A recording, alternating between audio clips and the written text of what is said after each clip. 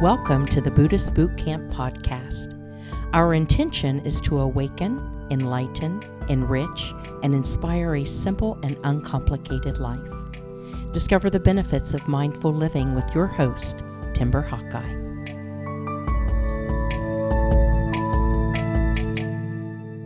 When I think of judgment, I think of holding on to a story of how we think life should be, or how other people should behave, or how we should have done things. And the word should, if you've ever studied NVC, nonviolent communication, the word should is quite hostile. And it creates this blueprint that we have in our minds of how life's supposed to turn out. And every time it turns out differently, we judge it as bad, wrong, or somehow subpar to the ideal we have in our heads. And a lot of that applies to people's behavior and how we think they should respond to circumstances in their lives. And I think the greatest lesson I learned was when I was a Holocaust docent. I went to school to learn about World War II so I can turn around and teach high school kids about it.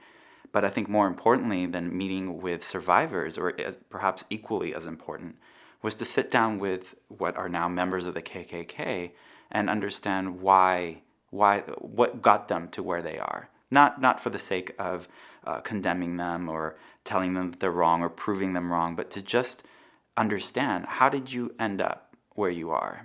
And when you hear the story of a young boy who struggled so much to fit in as a kid and was bullied in the playground and had a really terrible, violent home life and just needed a place to fit in and was so desperate to just not fight internally anymore and just find a place to call home. And then he's approached by the brotherhood, as they call themselves, and they welcome him in as one of them. And he finally has this love, this place that embraces him, which is all he really wants. And you can kind of understand how one day he can be so close to suicide and giving up because the whole world feels against him, and then being embraced by this brotherhood, why that sounds so welcoming.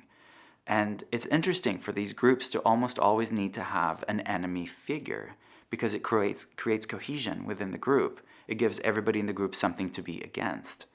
And so immediately I stepped away from judgment and thinking that these people are less than me, and actually being able to relate their childhood with my childhood and just realize that we've made just different choices that have led us to where we are.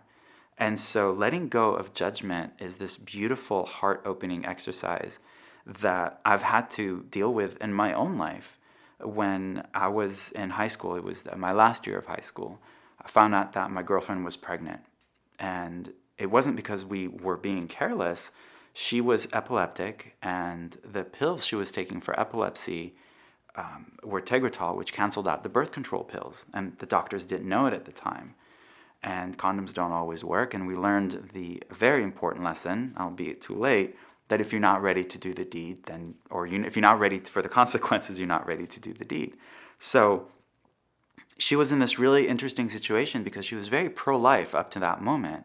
And then she found herself pregnant with the medical decision to make that she can't keep the child and stay on the Tegretol pills. So it was this really interesting situation where it was a very difficult decision to make, and it was only made more difficult by the people outside the clinic who were calling her a murderer, as if the day wasn't hard enough already.